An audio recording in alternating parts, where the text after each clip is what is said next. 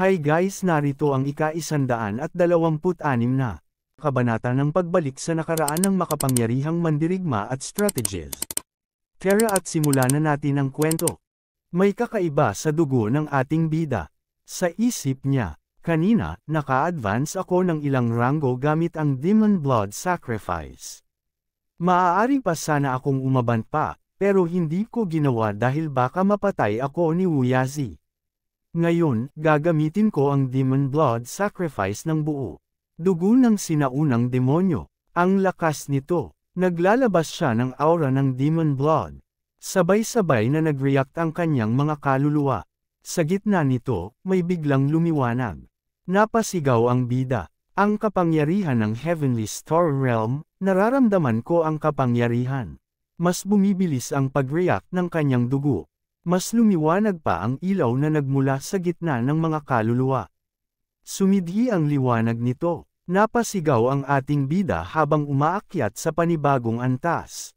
Nearly Heavenly Star Realm isang bituin. Sa antas na ito, karamihan ay gustong pagtibayin ang enerhiya para hindi sumabog ang kanilang katawan. Pero wala akong dapat ikatakot. May demon blood na dumadaloy sa aking mga ugat. Hindi basta-basta sasabog ang aking katawan.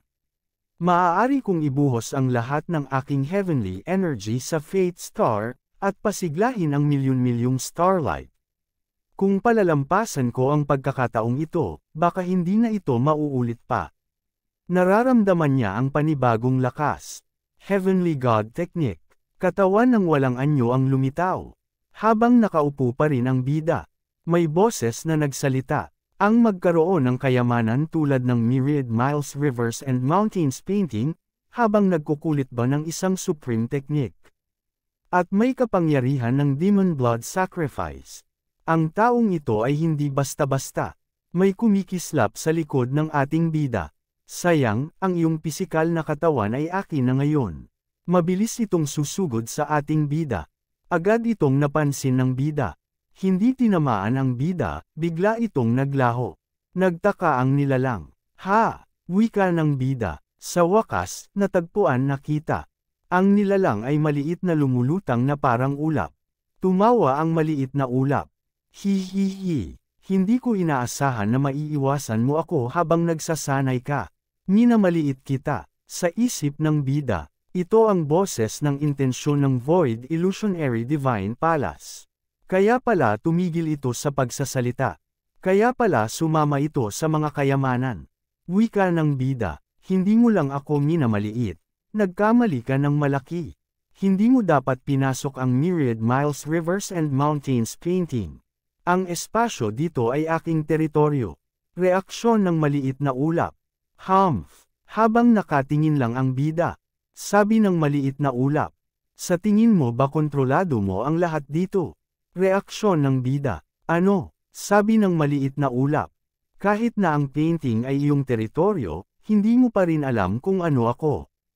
Hindi mo ako mahuhuli. Wika ng bida. Anong ipinagmamalaki mo? Bigla itong mabilis na dinakma ng bida. Ipinakita ang maliit na ulap.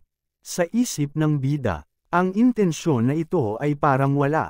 Nararamdaman ko ito, pero hindi ko ma-restrict. Saad ng maliit na ulap. Maaaring ito ang iyong teritoryo, pero pwede akong pumunta at umalis ayon sa gusto ko. Parang akin din ang teritoryong ito. Nagkamali ka rin ng malaki. Sa paglipat ng Void Illusionary Divine Array at ng palasyo sa painting. Ang espasyo sa loob ng myriad miles rivers and mountains painting ay maaaring iyong teritoryo, pero ang palasyo ay aking teritoryo. Ano ang magagawa mo sa akin? So what kung nabigo ako ngayon? Hindi ito malaking bagay. May isa pa akong pagkakataon, at balang araw, magtatagumpay ako. Biglang naglaho ang maliit na ulap. Pumunta na ito sa palasyo. Wika ng bida. Nagtatago sa maliit na Void Illusionary Divine Palace. Hanapin ko nga. Sinubukan niyang tingnan ang palasyo. Pero wala siyang makita. Wika ng bida. Ang aking intensyon ay naharang. Sa isip niya, nagtatago lang doon at iniisip na magiging maayos ang lahat. Dahil nasa Heavenly Star Realm lang ako, iniisip niya na wala akong magagawa sa kanya. Pero hindi ako palaging mananatili sa Heavenly Star Realm. Pero paano ang kinabukasan? Kahit na ano, magkukulit ba na lang ako dito? Sabi ng maliit na ulap. Ang lalaking ito, tuldok tuldok tuldok. Hindi ko inaasahan na ganoon siya kaalisto, hindi siya pumasok sa palasyo. Ang isang intensyon ay hindi kailanman makakatalo ng isang cultivator ng harapan, hindi man lang siya pumapasok sa palasyo. Buwisit, bakit napakahirap pakisamahan ang isang batang 15 o 16 anyos? Habang lumilipas ang oras, patuloy lang ang bida sa kanyang pagsasanay. Nang may maramdaman siya, lumutang ang ilang mga bato. Ang mga bato ay nagsimulang manginig. Ganoon din ang paligid ng ating bida. Nagsimulang mag-absorb ng heavenly energy ang bida. Mas malakas at mas marami ang naa-absorb niya. Tuloy-tuloy lang ito, hanggang mapansin ito ng mga daga. May daga sa loob. Hahaha, sa consciousness ng ating bida.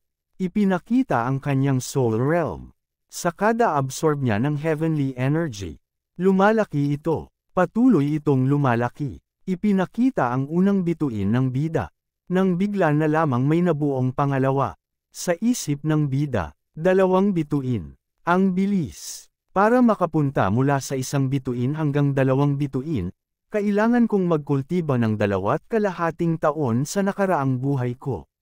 Wala ako ng temporal demon spirit book sa nakaraang buhay ko, pero kahit na, ang aklat na ito ay hindi isang cultivation book. Pero sa pagkakataong ito, ang aking cultivation technique at spiritual route ay iba. Tuldok tuldok tuldok, maaga o huli, sa isip ni Xiao. O Diyos ko, ganoon kalakas ang heavenly energy fluctuations. Para siyang isang mythological devouring whale. Sa totoo lang, hindi ko maisip kung gaano kataas ang maaabot niya sa cultivation. Hindi ako basta uupo at manunood sa kanyang pag-unlad. Magiging mas malakas din ako. Sa pagkukulit ba ni Xiao, nag-focus siyang mabuti. Ano ang boses na ito sa aking ulo? May imahe sa dilim na hindi niya moari. Tuloy niya itong inisip. Napunta naman ang eksena dito sa Gu Clan. Si Gu Bei ay nakaupo sa harap ng isang tao. Saad ni Gu Bei, ikawalong tiyuhin, gusto kong marinig ang iyong opinyon sa mga bagay-bagay.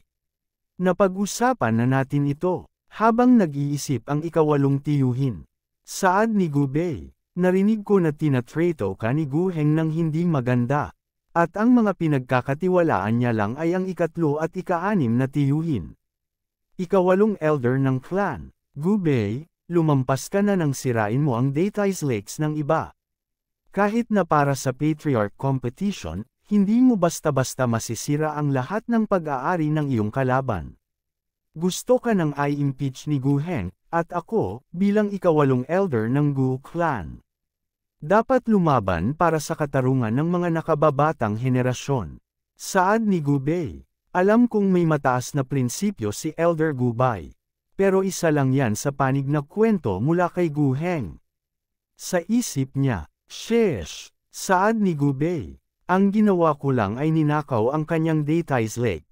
Hindi mo masisisi ang ibang tao dahil sa kanyang kawalan ng kakayahan. Kumatok sa lamesa ang ikawalong elder. Sabi nito, anong pinagsasabi mo? Saad ni Gu Bei, alam kong bumisita si Gu Heng sa ikawalong tiyuhin noon. Hinihiling ko sa iyo na huwag maniwala sa kanyang mga salita. Narito ang ilang kaunting regalo na inihanda ko para sa ikawalong tiyuhin. Pakisamahan po. Dahil mukhang tapos na ang bagay na ito, mag-iiwan na ako ng aking paggalang ng personal. Sa isip nito, isang maliit na bag na tela lang. Sabi nito, ano ang ibig mong sabihin? Binuksan na ang nakabalot. Ipinakita ang mga Spirit Stone at isang punyal. Sa isip ng ikawalong elder, Spirit Stone Essences, at ang grade 6 na kayamanang ito ay katumbas ng kalahati ng aking kabuoang ari-arian. Saad ni Gu Bei, narinig ko na binigyan ni Pinsan Gu Heng ang ikawalong tiyuhin ng ilang libong spiritual stones. Masyadong kuripot iyon. Basta't susuportahan ako ng ika-8 tiyuhin hanggang sa huli. Tiyak na maghahanda ako ng mas malaking regalo. Narinig ko na nahihirapan ka sa cultivation at nangangailangan ng maraming cultivation resources. Kung may anumang magagawa ko para tulungan ka, mangyaring magsalita. Wika ng ika-8 elder. Anong pinagsasabi ni Pamangkin Gubei? Bilang iyong tiyuhin, syempre, hindi ako uurong sa iyong mga problema. Saad ni Gubei. Mahusay. Gamit ang mga salitang ito mula sa ika-8 tiyuhin, mapapanatag na ako. Kailangan ko nang pumunta sa lugar ng ika-9 na tiyuhin. Follow na po. Wika ng ika-8 elder. Oo, mabuti. Follow, pamangkin. Naglakad na si Gubei palabas. Isinara ang pinto. Hindi ko inaasahan na si Gubei ay may ganoong kapangyarihan. Gu Heng, o Gu Heng, hindi sa ayaw kong tulungan ka. Pero paano ka mananalo kay Gubei? Sabi ng alalay. Master, nakinig ba si Gubei sa iyong kahilingan? Saad ni Gubei. Mas pinahahalagahan ni Gubei ang mga pakinabang kaysa sa mga relasyon. Basta't bibigyan ko siya ng kahit ano, ayaw kong maniwala na hindi siya susunod. Sa lahat ng taon sa Gu Clan, nalaman ko na ang lahat ng katangian ng mga elder. Si Gu Heng ay masama at tuso. Birds of a feather flock together, ang mga elder na sumuporta sa kanya ay hindi mabubuting tao. Ibabagsak natin sila, isa-isa. Sa kabilang banda, Master, may report ako. Natapos na ni Gubei ang kanyang pagbisita sa ika-8 elder at papunta na siya sa ika-9. Napalingon ang baliw. Sabi ng baliw. Iniisip ni Gubei na makukuha niya ang kanilang suporta sa pamamagitan lamang ng pagbisita sa kanila. Masyado siyang inosente. Ang mga elder na iyon ay nakikipagnegosyo sa akin ng mahigit 1 dekada na. Nagpapadala ako ng mga regalo taon-taon. Imposible para kay Gubei na makuha ang suporta ng mga elder sa pamamagitan lamang ng pagbisita sa kanila. Sabi ng tauhan ng baliw. Opo, opo. Reaksyon ng baliw. Utos ng baliw. Patuloy na bantayan si Gubei. Pagsang-ayon ng tauhan. Opo, sir. Isang mapayapang kalangitan. Habang ipinakita ang dragon na disenyo. Report, report, report, report. Ipinakita si Long Tianming. At ang kasama nito ay nag-iisip. Wika ng isa. Ang kamakailang pag-unlad ng Demon League ay talagang nakakagulat. Sa aking palagay, hindi ko naniniwala na kayang labanan ni Gu Heng si Gubei. Sabi ni Long Tianming. Basura lang siya kung hindi niya kayang hawakan ang mga katulad ni Gubei. Nasayang ang aking pagsisikap sa pag-aalaga sa kanya. Wika ng isa. Si Gu Heng ay isang mahalagang bahagi ng aming mga plano sa pagkontrol sa Gu Clan. Hindi natin hahayaang matalo siya kay Gubei ng ganoon kadali. Kung hindi, masasayang ang lahat ng aming pagpaplano. Pero si Gu Heng din. Hindi maaaring magpatuloy gamit ang kanyang kasalukuyang mga ari-arian. Sabi ni Long Tianming. Kamakailan ay naglakbay ako sa Void Illusionary Divine Palace at bumalik na may maraming ani. Narito ang 30,000 spiritual stones. Hinihiling ko sa elder na ibigay ito kay Gu Heng. Maaaring sirain pa rin ni Gu Heng ang aming mga plano sa huli, pero kahit papaano ay bibigyan niya tayo ng oras. Pagkatapos, kapag handa na ang panahon, gagawin natin si Gubei na Pailei, tulad ng kanyang kapatid na babae. Wika ng isa. 30,000 spiritual stones. May nakuhang pagkakataon kaya si Tianming mula sa paglalakbay na ito sa Void Illusionary Divine Palace. Napalingon si Long Tianming. Saad niya, walang kakaiba, maraming spiritual stones lang. Sabi ng isa, oh, ganoon ba? Sabi ni Long Tianming, sapat na para palawakin ang aking mga puwersa. Nagpadala ako ng ilang Heavenly Access Realm experts kay Gu Heng kanina. Pero kahit na, hindi niya ito nagawa. Anuman, hindi natin hahayaang lumakas pa ang Demon League ni Gubei. Kailangan kong makuha ang posisyon ng Sect Master. Nag-iisip ang isa. Wika nito, tutulungan kita na umakyat sa posisyon ng Sect Master. Pero huwag mong kalimutan ang ipinangako mo sa akin. Sabi ni Long Tianming. Tiyak. Hindi. Sa hindi malamang lugar, kung saan nakabuo ng painting. Sa isip ng bida, ang heavenly energy sa loob ng myriad miles rivers and mountains painting ay walang hanggan. Maaari ko itong maabsorb ng walang problema. Pero ang aking soul sea ay mabilis ding lumalaki. Oo, sa wakas ay mamumulaklak na ito. Nagliwanag ito ng husto. Sobrang liwanag. Ipinakita ang puno. Mabilis itong lumalaki. Nagkakaroon ng panibagong mga sanga. Agad din nagkabulaklak. Lumaki na rin ang katawan nito. Lumaki ang baging. Ang laki nito. Kagiliw-giliw, ang mga petals ay nag-uulan. Tumigil ang oras at espasyo. Umupo ang bida. Kung ganoon, magkukulit ba na lang ako dito? Maaaring makatipid ako ng oras. Lumipas na ang isang buwan. 3 bituin Heavenly Star Realm. Patuloy siya sa kanyang pagsasanay. Nakafocus siyang mabuti. Makalipas ang 3 buwan. 5 bituin. Celestial Star. 5 bituin. Nagising ang bida. Binuksan niya ang mata. Hala, naku po. Bakit ako nagkultiba ng ganoon karami ng sabay-sabay? 6 na buwan na ang nakalipas. Ano na kaya ang kalagayan ni Lu Piao at Gube ngayon? Binuksan ng ating bida ang kanyang mata. Habang tinatawag ni Xiao. Wika ng bida. Xiao Yu, anong ginagawa mo? May nangyari, sabi ni Xiao. Sa tingin mo, sa isang iglap, ang iyong paglilinang ay umakyat mula sa siyam na Faith Heavenly Faith tungo sa Heavenly Star Realm. Bukod pa rito, ang iyong paglilinang ay tumaas ng ilang beses ng sunod-sunod. Patanong na wika ng bida. Sa isang iglap mo sinasabi. Sa isip ng bida. Ngunit 6 na buwan na akong naglilinang. Iba ang daloy ng panahon. Maaari kayang dahil ito sa baging. Pakiramdam ko ay huminto ang panahon at espasyo. Ang Temporal Demon Spirit Book lamang ang may taglay ng ganoong kapangyarihan sa panahon at espasyo.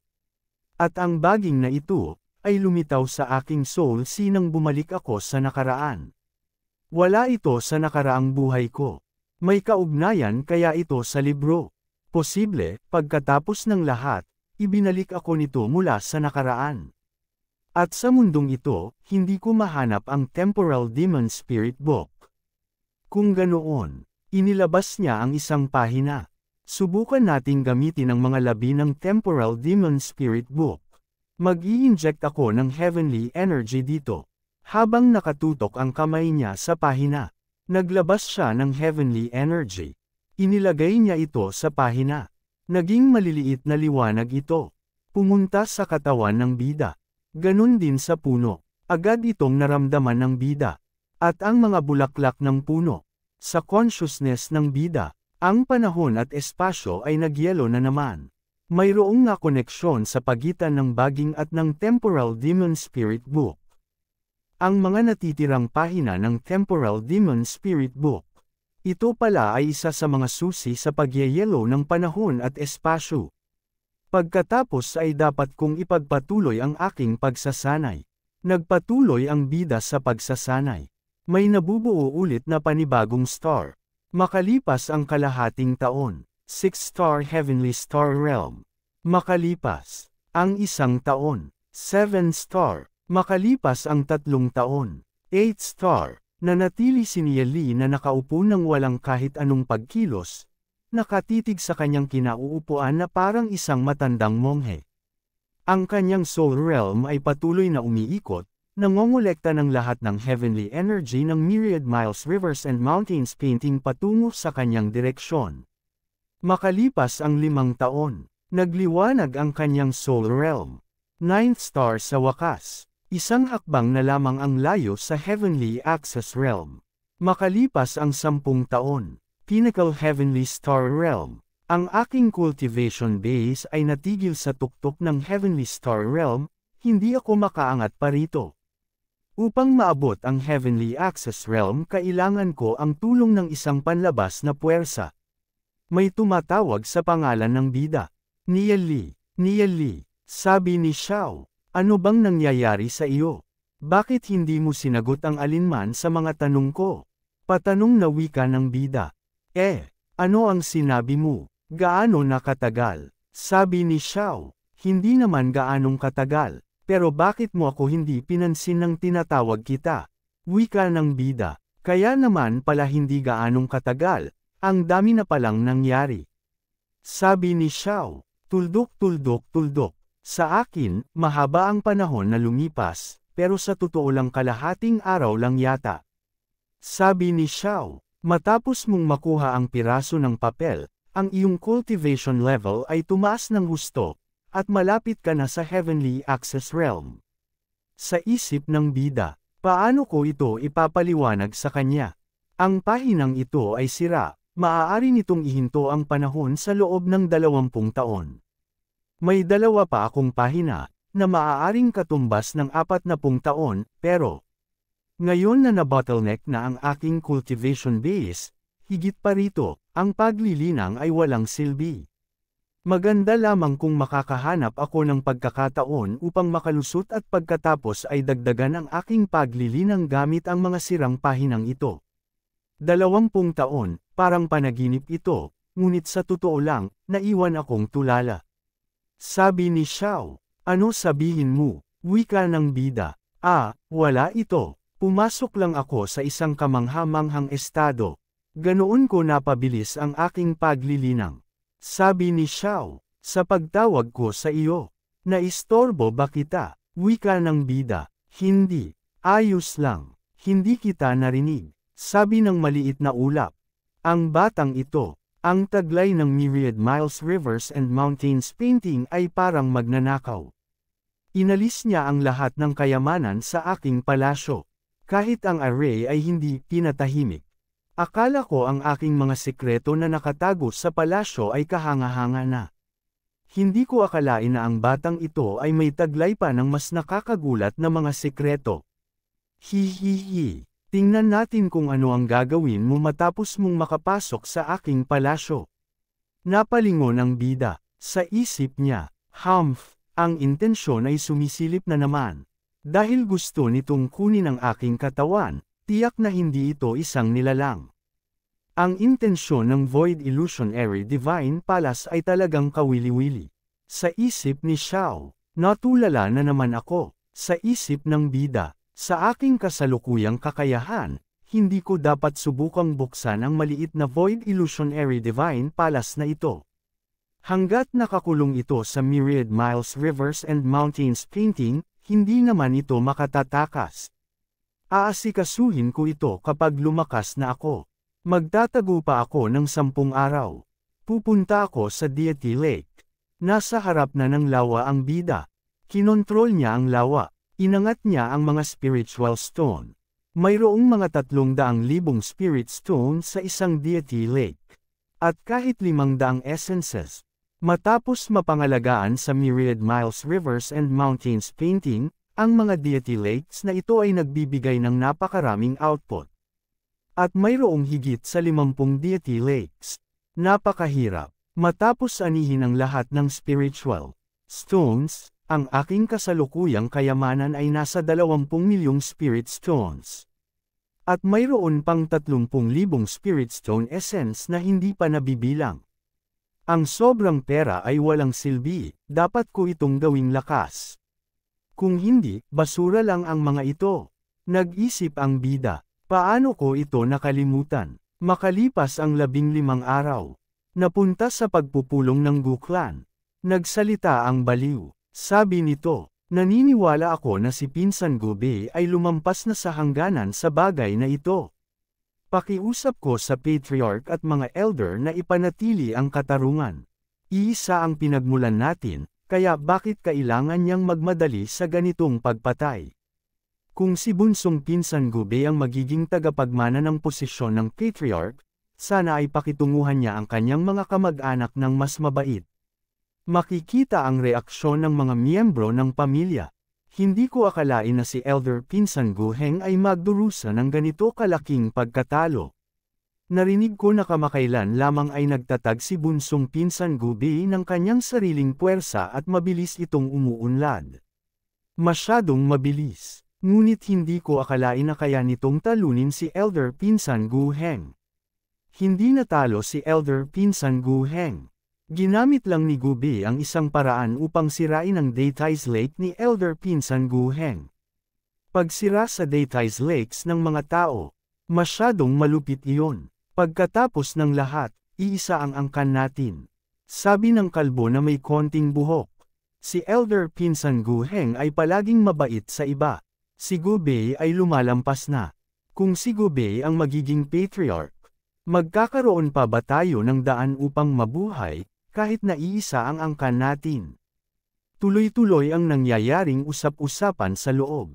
Saad ni Gu Bei, sa malawak na mundong ito, ang lahat ay kompetisyon. Si Elder Pinsan Gu Heng ay nagtipon ng isang puwersa upang sirain ang Demon League. Hindi ba ako pinapayagang gumanti? Ngayon, na natalo si Elder Pinsan Gu Heng, tumakbo siyang umiiyak. At tinipon pa ang mga elder sa isang pagtatangka na i-impeach ako. Tungkol sa kanyang mga motibo, naniniwala ako na malinaw ang mga iyon sa isang sulyap lamang. Sabi ng baliw, totoo, ang lahat sa labas ng mundo ay kompetisyon. Ngunit si bunsong Pinsan Gu Bei ay naging masyadong malupit. Gaano mo ako kinapopootan na sinira mo pa ang aking Daytai's Lakes?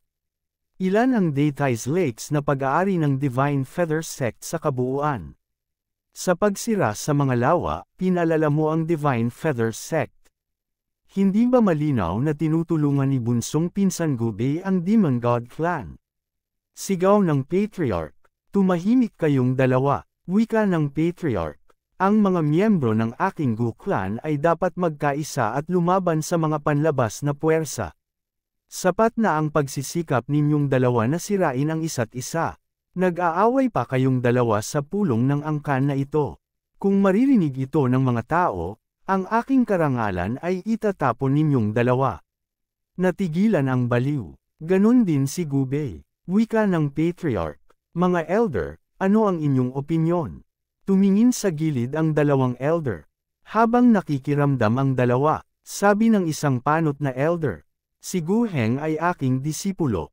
Kaya karaniwan ay hindi ako dapat magsalita sa ganitong sitwasyon, baka akusahan ako ng iba na kinakampihan ko ang isa. Ngunit dapat akong magsabi ng isang bagay ngayon. Ang paggawa ng pagsira sa isang Daytai's Lake ay dapat na parusahan ng husto. Kung papayagan ang mga ganitong gawain na magpatuloy, babawasan pa ang bilang ng Daytai's Lakes. Tumingin ang Patriarch. Ibang mga ginoo, ano ang inyong mga opinyon? Sabi ng isang elder, ahem, ang mga sanhi at bunga ng bagay na ito ay komplikado. Dapat nating pag-isipan ng mabuti ang ating desisyon. Pakisuyong makinig ang mga tagapakinig sa akin. 8 elder. Ang 8 elder, na palaging kakampi ni Gu Heng ay lumabas upang magsalita. Mukhang handa na si Gu Heng at si Gu Bei ay nasa problema. Ang pagsira sa ang pagkawasak ng mga lawa ng Diyos, masyadong lumampas si Gu Bei. Reaksyon ng baliw. Humph. Isa itong bagay na dapat imbestigahan ng maayos. Natatakot ako na ang parusa ay magiging mabigat. Gayunpaman, may dahilan kung bakit niya ito ginawa. Isang dahilan na naniniwala akong alam ng mga elder ng Gu Clan. Napangang baliw. Pinagmasdan natin ang mga kilos ni Gu Heng sa loob ng maraming taon. Lagi akong naging kakampi ni Gu Heng. Ngunit ngayon, kahit ako ay hindi na makakampi sa kanya. Gulat ng mga nakakarinig. Ano, sa isip ng panot na elder? Ano ang nangyari sa kanya? Nagsimula na siyang magsalita ng kalokohan. Ika-9 na elder Gu Feng. Sa isip nito, malinaw na alam ni Gu Bai kung paano siya makakakuha ng higit na pakinabang, kaya naman siya agad na sumugod. Sabi ng ika-9 na elder, sumasang-ayon ako kay Gu Bai. Ang ginawa ni Gu Heng sa loob ng maraming taon ay sobra-sobra na. Ang paghihiganti ni Gu Bei ay medyo lumampas, ngunit ipinapakita nito ang tunay na dugo ng Gu Clan. Siya ang tamang tao upang maging tagapagmana ng Gu Clan. Bukod pa rito, ang mga kilos ng pakikipaglaban at pagpatayan sa labas ng mundo ay naaprubahan na ng buong Divine Feather Sect. Dahil lamang sa siya ay nagdusa ng kaunti, pinili niyang tumakbo pauwi na umiiyak, Ano ang sinasabi nito tungkol sa Gu clan? Galit na sabi ng baliw. Elder Gu Feng, hindi ba dapat ay sinusubukan mong i-impeach si Gu Bei? Ikaw na dalawang mukha na daga. Gu Heng, ganito ba ang pakikipag-usap mo sa iyong mga elder? Iniisip kong i-impeach si Gu Bei dati. Dahil nagkamali siya. Ngunit kung ikukumpara ko ang pagkakamali ni Gu Bei sa iyo, ang iyo ay mas masama pa. Reaksyon ng baliw. Ga, nakuha na ni Gu Bei ang ika-8 at ika-9 na elder. Sumusuporta rin ako kay Gu Bai at Gu Feng. Pareho. Nagulat ang patriarch. Tumawa ang isang elder. Sabay sabing, lahat ng elder ay nasa panig niya. Si Gu Bei ay may kakayahang kontrolin ang pamilya. Kahit ang mga elder na sumuporta kay Gu Heng ay tumalikod na. Pagkatapos ay kailangan pa ba nating sabihin kung sino ang pipiliin natin? Suportado namin si Gu, sa isip ng baliw. Matagal na tayong nagnenegosyo. Halos makuha ko na ang posisyon ng clan patriarch, paano ito nagkaganito? Wika ng patriarch. Kung ganoon, dapat kong ipahayag ang resulta. Si Gu Bei ay hindi naaangkop nga sa pagsira sa Daytais Lakes ni Gu Heng. Gayunpaman, mapapatawad iyon at hindi kita paparusahan. Gayunpaman, dapat kang magbayad. Ang Divine Feather Sect ng 500,000 spiritual stones, at ang Gu clan ng 1,000,000 spiritual stones. Dapat mong bayaran ang halaga sa loob ng 3 taon. Tungkol kay Gu Heng, hindi mo pinagsisihan ang iyong mga kasalanan ngunit naglakas loob na maging una na sumigaw ng magnanakaw. Ikaw ay grounded sa loob ng 30 taon. Sabi ng panot na elder. Patriarch, hintayin mo. Wika ng patriarch. Nagawa ko na ang aking desisyon. Kung may gustong tumayo para sa kanya, isaalang-alang ang mga kahihinatnan. Nagsimula ng magsitayuan ang mga elder. Ang panot na ito ay napabuntong hininga. Tumingin sa gilid. Tinignan pala nito si Gu Bei. Napansin naman ito ni Gu Bei. Naiwang tulala at di makapagsalita ang baliw. Ang ikatlong elder ay bumalik. Sa isip ni Gu Bei. Sinubukan ni Gu Heng na magnakaw ng manok at nawala naman ng isang dakot na bigas. Ngunit hindi pa tapos, si Gu Heng ay isang piraso lamang ng chess. Ang pinaka-nakakatakot na mga miyembro ng pamilya ay ang 3 elder. Ngayon, ito ay upang maghayganti sa aking kapatid. Alam ng lahat, ngunit walang gumawa ng kahit ano. Ipinakita si Long Tianming. Wika nito na, galit na galit. Gu Heng, ang hayop na iyon. Buwisit, Momo. Inisip kong pandohan siya para sirain ang Demon League. Pero sa halip, na-grounded siya.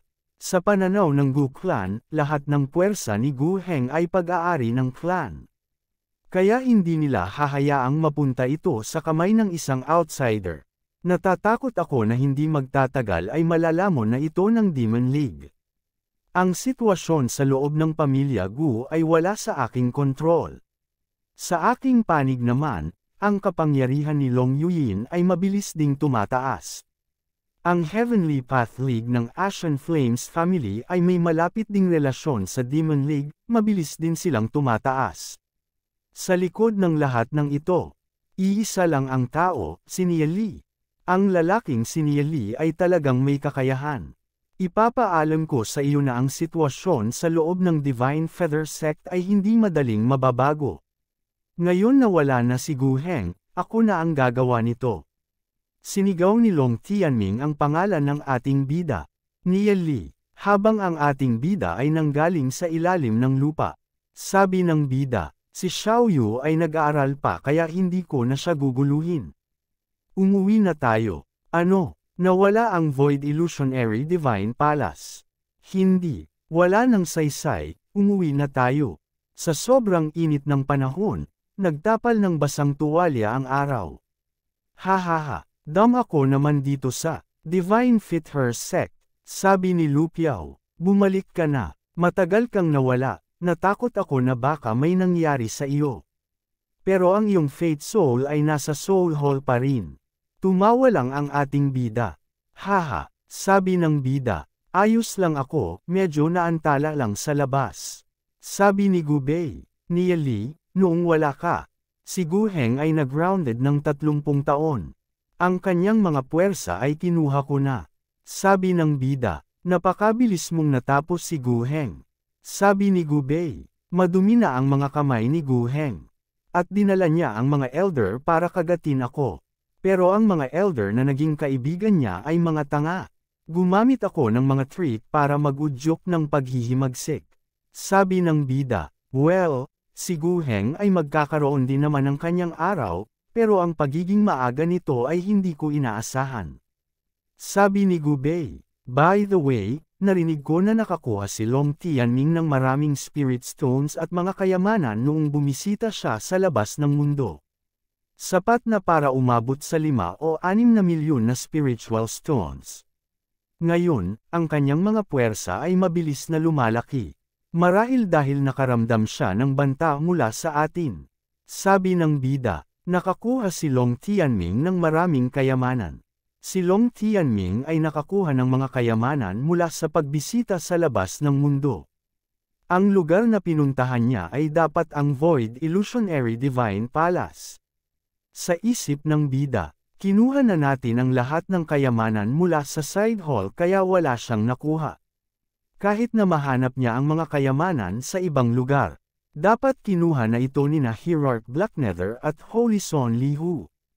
Paano siya nakabalik na may 5 hanggang 6 milyong spirit stones? May mali, noong nakaraan kong buhay, may mali rin kay Long Tianming. Nang gumuho ang Divine Feather Sect, si Long Tianming ang nakinabang ng husto. Sa kanyang mga pukana lang ay hindi niya magagawa ang lahat ng iyon. Pero magkakasama ang lahat kung may koneksyon siya sa Demon God Sects. Bumalik din siya mula sa Void Illusionary Divine Palace na may mga kayamanan. Sabi ni Gu Bei, kung si Long Tianming ay nakakuha nga ng napakaraming spiritual stones, magiging mahirap para sa atin na makipagkumpetensya sa kanya sa mga tuntunin ng kayamanan. Nagtitipon siya ng maraming eksperto, sabi ni Lu Piao, kung ang tatlo nating puwersa ay magkakaisa. Ayaw kong maniwala na hindi tayo makakakumpetensya sa kanyang malaking pera. Sabi ni Gu Bei, mali ka dyan. Si Long Tianming ay matagal nang nag-ooperate, na nakapagtayo siya ng isang matibay na puwersa. Maaaring mas malakas pa ito kaysa sa tatlo nating pinagsama. Sabi ni Lu Piao, tapos ano kung guluhin niya tayo? Sabi ng bida, huwag kayong mag-alala sa pera. Magbibigay ako sa inyo ng 10 milyong spirit stones mamaya. Gamitin niyo lang ito para mag-recruit ng mga tao. Kung hindi pa sapat iyon, pwede pa akong magbigay pa. Nanlaki ang mga mata ng dalawa. Gulat na sinabing, 10 milyon. Sabi ng bida, ipapasa ko sa inyo ang Demon League. Sabi ni Gu Bei, huwag kayong mag-alala. Sa napakaraming spiritual stones, sigurado kaming magagawa namin ang mga bagay-bagay. Kung hindi namin kaya, saka na namin susubukan na basagin ang aming mga ulo sa pader. Sabi ng bida, okay, sa isip ng bida, kailangan kong maglaan ng oras para mag-aral at bukod doon kailangan ko ring imbestigahan si Long Tianming. Ang pakikipaglaban kay Long Tianming ng harapan ay hindi magiging madali, kaya kailangan kong tamaan ang kanyang mga kahinaan. Sabi ng bida, dadalhin ko kayo sa isang lugar, pero kailangan niyong itago ito. Ni isang salita, sabi ni Gu Bei, saan? Sabi ni Lu Piao, huwag kang mag-alala, hindi namin ito sasabihin. Mabuti, binuksan ng ating bida ang painting. Napanganga ang dalawa. Hindi ba iyon? Sa isang iglap, nasa loob na agad sila ng painting. Sabi ni Lu Piao, napakaraming deity lakes. Ang density ng heavenly energy dito ay 12 dosenang o marahil daan-daang beses na mas malaki kaysa sa labas ng mundo. Sabi ni Gu Bei, ang Myriad Miles Rivers and Mountains painting. Kaya lahat ng deities roots na nakuha ni Nia Lee ay nandito. Nabuo na silang muli bilang deity lakes. Sabi ni Lu Piao, kaya ito pala ang loob ng Myriad Miles Rivers and Mountains painting. Ang laki, parang isang maliit na mundo. Nasaan si Nia Lee? Inilagay ng ating bida ang painting sa ilalim ng sahig. Sabi ng bida, ligtas itong itago dito. Mabuti na lang at nakabili ako ng sapat na mga courtyard para malito ang mga kaaway. Papasok na ako, sabi ni Gubei. Nandito ka na pala, sabi ni Lu Piao. Ni Li, gaano karaming spiritual stones ang kaya nitong deity lakes na makalikha sa isang araw? Sabi ng bida, kahit na ilang daang libo. Marahil milyon-milyon pa, hindi ko masyadong sigurado sa eksaktong bilang. Dagdag pa ng bida, ang heavenly energy dito ay masiksik kaysa sa labas. Kaya tiyak na mas marami itong malilikha. At marami talaga, reaksyon ni Lu Piao, milyon-milyon. Maihahambing ito sa buhay ng isang elder na sulit na iligtas. Sabi ni Gubei, sa ganoong kaso, kukuha tayo ng mas maraming deity lake sa susunod, para mas marami kang magkaroon ng mataas na kalidad. Isang taon pa, at natatakot ako na makakapantay na natin ang kayamanan ng Divine Feather Clan, haha. Ni Li, dahil marami kang spiritual stones. Naisip mo na bang mag-recruit ng mga eksperto mula sa Sky Origin Divine Clan? Sabi ng bida, magandang suggestion iyan. Sabi ni Lu Piao, ano ang Sky Origin Divine Clan? Sabi ni Gubei, ang Sky Origin Divine Clan ay naninirahan sa Endless Wilderness. Dahil ang kanilang bloodline ay masyadong makapangyarihan, tinatakan sila ng mga tao ng Ancestral Demonic Saint Land sa loob ng Endless Wilderness. Kung gusto nilang umalis, kailangan nilang pumasok sa isang master-servant contract sa isang tao. Dagdag pa ni Gubei, ang mga miyembro ng Sky Origin Divine Clan ay nangangailangan ng isang malaking bilang ng spiritual stones araw-araw para mabuhay. Pero ang mga resources sa Endless Wilderness ay limitado. Kaya maraming eksperto ng Sky Origin Divine Clan ang naghahanap ng mga contractor sa gilid ng Endless Wilderness para mabuhay. Pero palagi silang humihingi ng napakataas na presyo.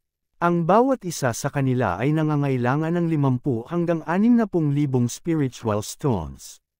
Sabi ni Lu Piao, ibig sabihin ba nito ay makakapag-hire tayo ng maraming malalakas na tao? Sabi ni Gubei, kahit na mahal, ang kanilang mga eksperto ay nasa Dao of Dragon Realm man lang.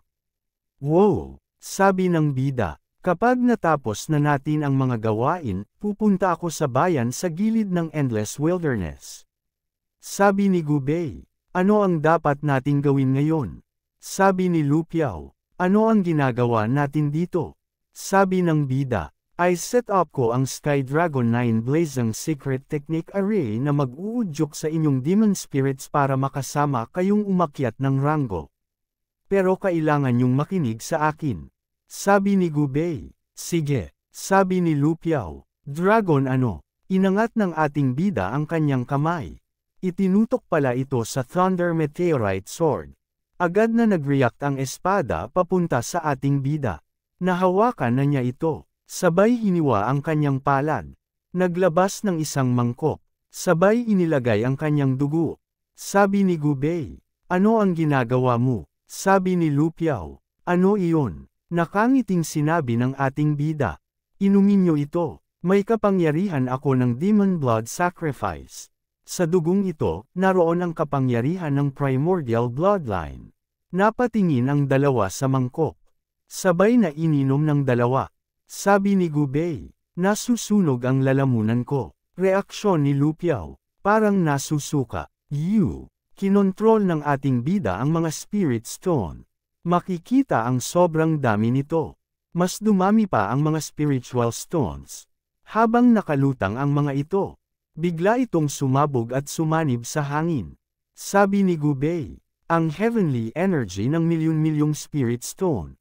Sabi ni Lu Piao, sinisipsip ito ng ating katawan. Makikita ang Double Dragon Array. Sabi ng maliit na ulap. Good Lord, kahit ako na may 10,000 taong kaalaman at karanasan ay hindi alam kung ano ang array na ito. Pero sigurado ako na, ang array na ito ay napaka-makapangyarihan. Pero ang array na ito ay mapanganib din, kung ang isa ay hindi mag-iingat, ang lahat ng tao sa loob ng array ay sasabog. Naglakas loob siyang gamitin ang array na ito, kaya dapat ay napakadalubhasa niya. Sa isip ng bida, ang aking cultivation ay hindi umuunlad, pero hindi ganoon ang kaso sa aking demon spirits. Lahat sila ay umabot na sa 6 na stage heavenly access realm. Lahat ay nag-aalsa, hindi ko sila hahayaang mawalan ng kontrol. Kasabay nito, sa courtyard ni Lin Xingyun, sabi ng isang tauhan, nag-uulat, Young Master, walang bakas sina Young Masters Gubei at Lu Qiao. Sabi ni Xingyun, paano, Li Hu, manatili ka at agad na ipaalam sa kanila ang sandaling bumalik sila. Pagsang-ayon ni Li Hu, opo, sa isip ni Li Hu. Sa isang napakahalagang oras, ang mga Young Masters na sina Gubei at Lu Qiao ay wala dito. Nag-aalala talaga ako kay Master Li Xingyun. Makalipas ang 3 araw, habang lumilipad si Xingyun, may humahabol sa kanila. Napansin na rin ito ni Xingyun. Ito pala ang kanyang pinsan na si Raulo. Sabi ni Xingyun, hinahabol pa rin nila ako. Hindi ko alam kung anong kayamanan ang hawak ni Li Yufeng pero tinawid nito ang aking armor at pinutol ang isa sa aking mga kamay. Sabi ng isang tauhan, Master, bigla silang nagkaroon ng napakaraming eksperto. Napakalaki talaga ng kakaiba. Sabi ni Xingyun, talagang kainahinala. Noong nakikipagkumpetensya tayo kay Gu Heng, bigla rin siyang nakakuha ng ilang daang Heavenly Access Realm experts. Sa mga nakababatang henerasyon ng Divine Feather Sect, 2 tao lang ang may ganitong lakas. Dagdag pa ni Xingyun, si Sito Bian at Long Tianming. Sabi ng tauhan, sino sa tingin mo ang pinakamalamang? Sabi ni Xingyun, kahit na si Long Tianming ay mayabang, ang kanyang relasyon kay Gu Heng at Li Yufeng ay hindi ganoon kabuti. At madalas silang magkakaroon ng mga alitan. Hindi dapat si Long Tianming ang tumulong kay Gu Heng at Li Yufeng. Si Master Sito kaya, wala siyang dahilan para pakialaman tayo. Buizat, sino ba ito? Utos ni Xingyun, bilasan niyo pa ang paglipad. Sigaw ng mga humahabol, tapusin silang lahat. Sabi ng sira-ulong ito. Li Xingyun, ito lang ba ang kaya mo? Tatakbo ka lang ba paikot-ikot na parang daga? Sigaw ng sira-ulong ito. Gusto mong maging patriarch ng Ashen Flames family? Sa isip ni Xingyun, mga 30 na lang kami natitira. Sa pagkakataong ito ay talagang nahulog ako sa mga kamay ni Li Yufeng. Pero ito ay isang pagkabigo lang, masyadong maaga ang pagdiriwang ni Li Yufeng. Hindi ako pinapahalagahan ng pamilya, at itinakwil pa ako, kinuha pa ni Li Yufeng ang aking God-level demon spirit, pero hindi ako susuko. Isang araw, babawiin ko ang lahat ng gusto ko. Kahit na hindi ako tatanggapin ng Ashen Flames. Lalaban ako para sa aking sariling mundo. Ang clan, ang mga elder, hindi ako magpapatalo sa kahit sino. Humahabol na sila, Young Master, dapat kang umalis, harang kami sa kanila. Sumugod ang ilan para mabawasan ang bilis ng humahabol. Sabi ng sira-ulong ito, Humph, isang grupo ng mga langgam. Ipapakita ko sa inyo ang resulta ng pagsunod kay Li Xingyun. Ipinakita ang galaw ng sandata. Sa ilang saglit, nagmistulang mga lamok ang mga tauhan ni Xingyun. Sigaw ni Xingyun, sira-ulo. Sabay tawa ng sira-ulo habang may mga dugo sa kanyang mukha. Napahinto sa paglipad si Xingyun. Napalilibutan na siya ng mga tauhan ng sira-ulo. Tumatawa ang mga gunggong na ito. Sa isip ni Xingyun. Sa pagkakataong ito ay minamaliit ko ang kalaban. Ang aking mga kapatid ay nagdusa ng husto. Pag-aalalang sigaw ng mga tauhan ni Xingyun. Master, Master, hindi. Dahil sa aming kawalan ng kakayahan. Sabi ni Xingyun, huwag niyong sisihin ang inyong sarili. Sa pagkakataong ito, kasalanan ko, hindi ko inisip na si Li Yufeng ay magkakaroon ng napakaraming katulong. Sa karamihan, ito ay kamatayan lang. 10 araw pa, lalabas tayo at lalaban ulit. Ibigay ang lahat. Kung napatay natin ang isa, pantay na tayo. Kung 2, mas kikita pa tayo. Pagsang-ayon ng mga tauhan. Opo, sumugod na sila Xingyun kahit na dihado. Humph, patayin si Li Xingyun. Wow, nakayanan niyang mabuhay ng ganito katagal dahil sa kanyang armor. Sabi ng siraulo, baliw ba tong lalaki? Humph, gusto ko sanang kunin ang treasure armor sa katawan niya, pero mukhang hindi ko kaya. Kung hindi ko makuha, sisirain ko na lang. Sabay nagpakawala ito ng sword slash. Tinamaan ang kabilang braso ni Xing Yun. Sa isip ni Xing Yun, ang sandata sa kamay ni Li Yufeng ay grade 8 o 9 na siguro. Pag-aalalang wika ng tauhan, Master. Sabi ng siraulo, haha. Li Xing Yun. Sa isip niya, damn it. Mas malakas naman ako, pero sumusunod sa kanya ang mga nakababata. Para na akong outsider. Pati ang mga malalapit kong kapatid ay niloko na rin ako para sumama sa kanya. Sabi ng siraulo, pupuksain kita. Lumalaban din si Xing Yun gamit ang kanyang mga paa. Wika ni Xing Yun, Li Yufeng, babawiin ko lahat ng ninakaw mo sa akin. Kahit may nagtatanggol sa'yo, so what? Sa kakayahan mo, sa tingin mo kaya mo tong gawin ng mas maayos. Lahat ng meron ka ngayon ay nakuha mo sa mga hindi magagandang paraan. Sino ang susunod sa'yo? Sabi ng siraulo, ang isang natalo ay may ganang magsalita ng mayabang. Kahit anong paraan ang ginamit ko, akin na. Lahat yan. Mula ngayon, kung lalabas ka pa ng Divine Feather Sect, sisirain kita, tuluyan. Ngayon, mamatay ka na. Sabay handa ng pag-atake. Makikita ang malakas na pagsabog na nagawa ng pag-atake ng siraulo. Pagkaraan ng ilang sandali, sumali ang Demon League sa labanan, dahil dito, mas lumala ang labanan sa pagitan ng Heavenly Path League at ng mga tauhan ni Li Yufeng. Sky Soul Institute, Heavenly Path League at Demon League, mga walang hiya. Anong karapatan niyong lumabas? Li Xing Yun, yan lang ba ang kaya mo? Maglalaban ba tayo? Anong nangyari? May naghahaman ng laban ang tauhan ni Li Yufeng sa loob ng Sky Soul Institute. Ang Heavenly Path at Demon Leagues, nakikipaglaban sa Wind League kay Li Yufeng. Pero ang Heavenly Path League ay talo na talo, takot na takot silang mag-angat ng ulo. Ang Demon League ay isang bagong puwersa. Marami silang tauhan pero hindi pa rin sila maihahambing sa mahabang kasaysayan ng Wind League. Pero ang Heavenly Path League ay dapat na malakas, bakit sila napunta sa ganitong sitwasyon? Hindi ko alam pero mukhang nagtago ang Wind League ng lakas. Ang dalawang pinakamahuhusay na descendant ng Ashen Flames family. Isa si Li Xing Yun at ang isa ay si Li Yufeng. Mukhang mas magaling si Li Yufeng. Si Li Yufeng ang unang sunod na magiging tagapagmana. Pagkatapos ng napakaraming taon, paano kaya mapapantayan ni Li Xing Yun? Sabi ng isang tauhan, Boss Xing Yun, susugod na kami at gagawin ang lahat. Oo, hindi ko na kaya. Seryoso ba kayo? Lumalakas sila araw-araw.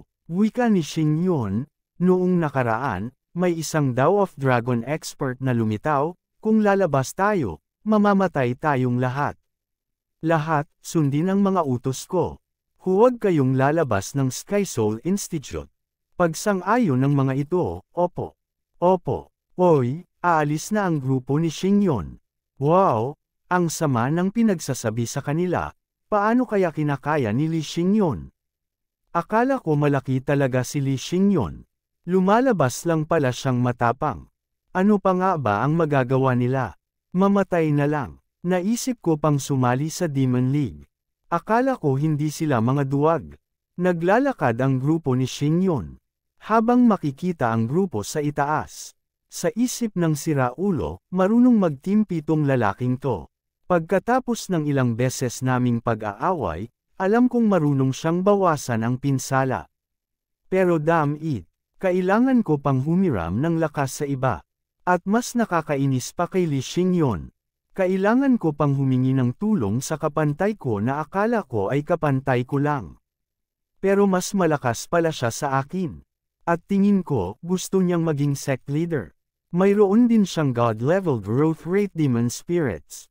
Napakalaki ng agwat namin.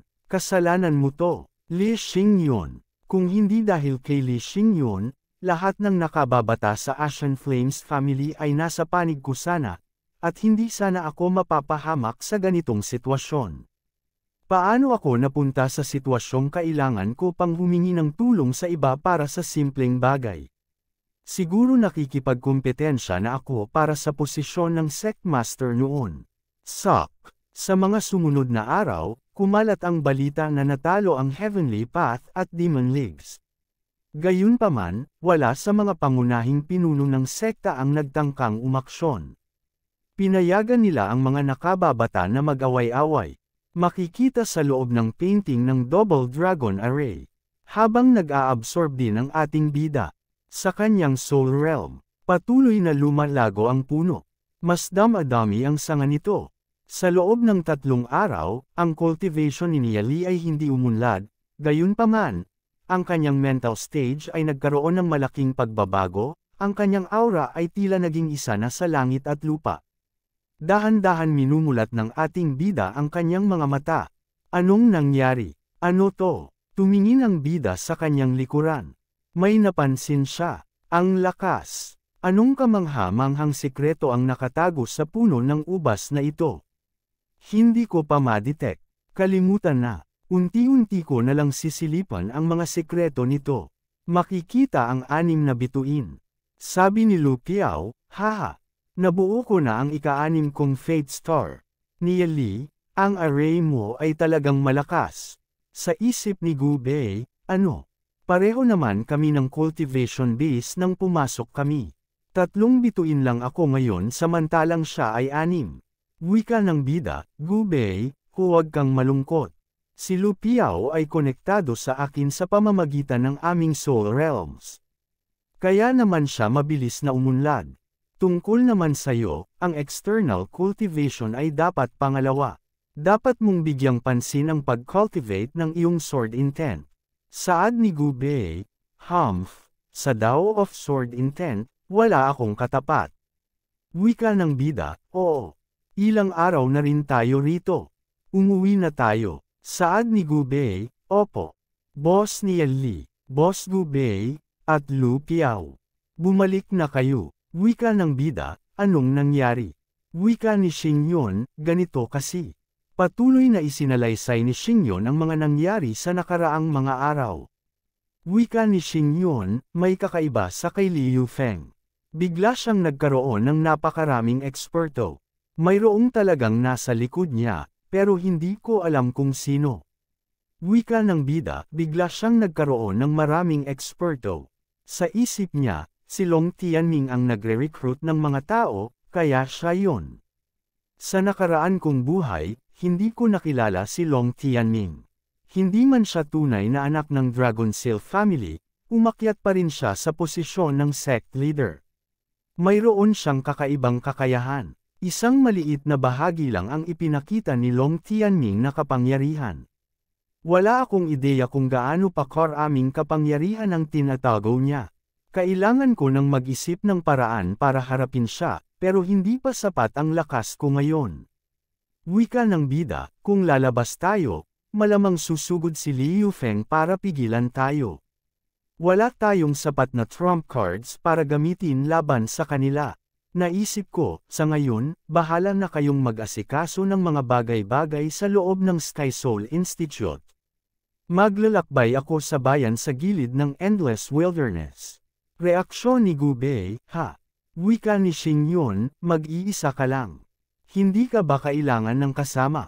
Siguradong aatake ang mga kalaban paglabas mo. Wika ng bida, kaya ko na to.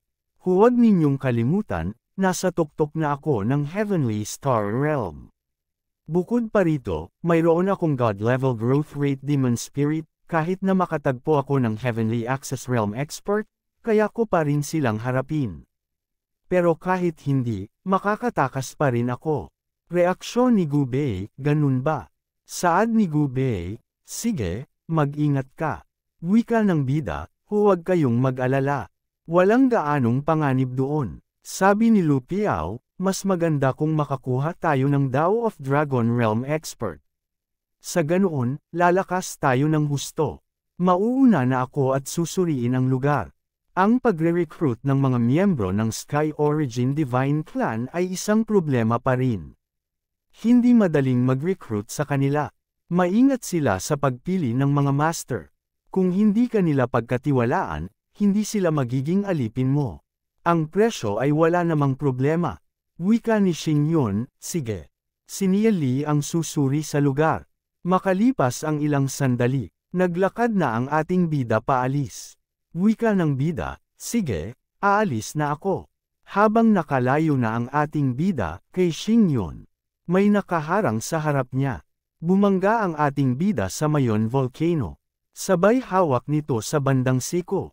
At tumigil ang mundo. Ganun din sa mga ito. Pulang-pula si Yuyin. Nagkaroon ng lindol ang Mayon Volcano. Kanya-kanyang iwas ang mga ito na. Parang walang nakita. Napatawa ang ating bida. Wika ng bida, bakit ka nandito? Saad ni Yuyin, Master. Bumalik na po kayo at hindi nyo man lang kami pinapatawag. Inulit pa ng siraulo si Lu Piao. Haha. Master, bumalik na po kayo at hindi nyo man lang kami pinapatawag. Gulat na reaksyon ni Gubei. Saad niya, anong nangyari kay Long Yuyin? Yung tigreng yun, wika ng bida, kakabalik ko lang. Wala pa akong pagkakataong magpaalam. Saad ni Yuyin, lalabas po ulit ba kayo, Master? Namula si Yuyin, wika ng bida, well, may pupuntahan ako. Tanong ni Yuyin, pwede po ba akong sumama? Wika ng bida, saglit lang ako, babalik din ako agad. Tampong pagbuntong hininga ni Yuyin.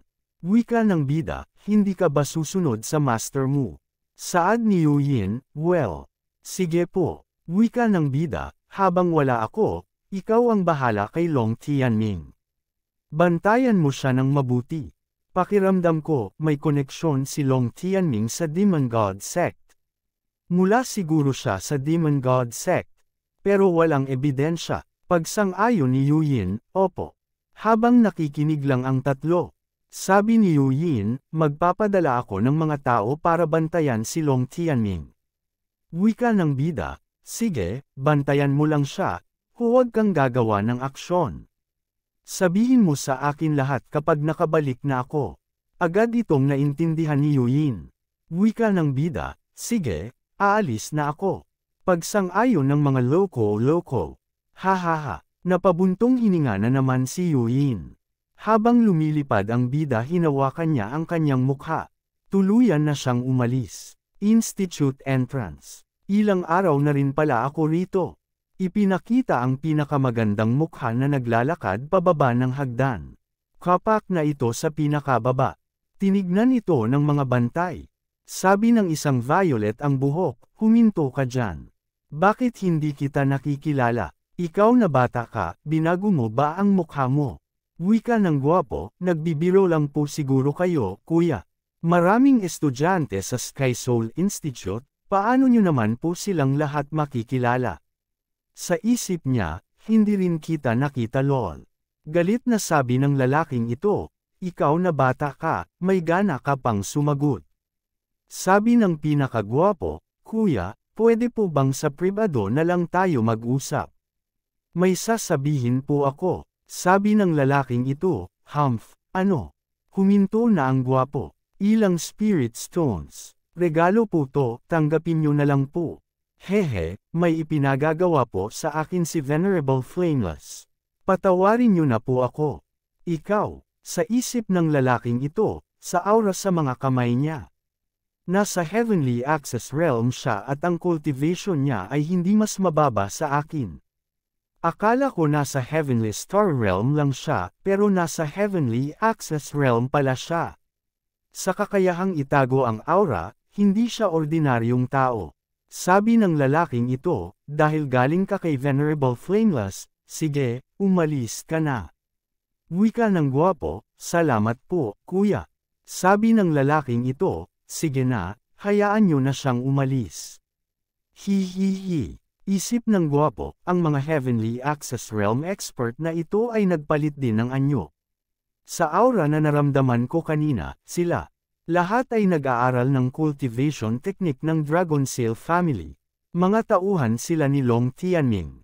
Hindi ko alam kung kailan nagsimulang makipagtulungan si Tianming kay Liu Feng.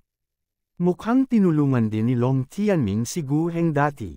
Ang nangyari kay Gulan ay may kinalaman kay Long Tianming. Dahil wala na si Gu Heng, para na ring pinutol ang isa sa mga kamay ni Long Tianming. Hindi inaasahan, itinulak niya si Liu Feng sa entablado. Magkaiba si Liu Feng kay Gu Heng. Iilan lamang ang mga nakatatandang sumusuporta kay Gu Heng.